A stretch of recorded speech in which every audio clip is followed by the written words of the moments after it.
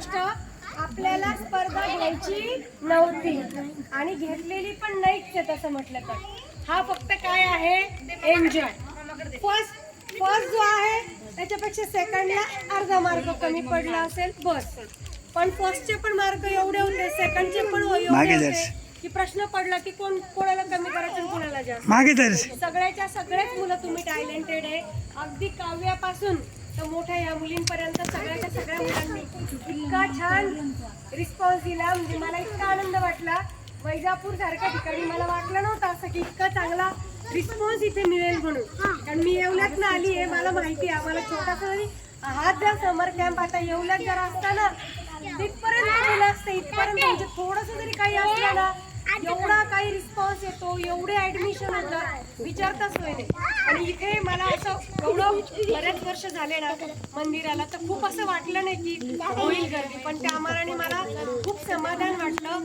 मुलांकडनं खूपच चांगला रिस्पॉन्स मिळाला.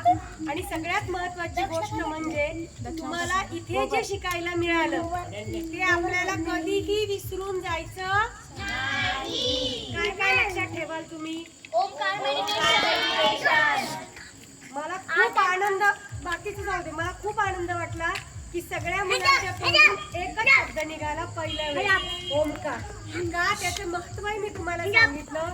अकार उकार आणि मकार असलेला जो ओंकार तुम्हाला इथे शिकवला, त्या ओंकाराचा उपयोग तुम्हाला तुमचा अभ्यास लक्षात ठेवण्यासाठी 100% होणार आहे. तुम्ही करा, दररोज करा. नाही जमलं मला फोन करा, मी जेव्हा पण इथे येईल तुम्हाला परत तो शिकवून देईल, काही एक हरकत नाही.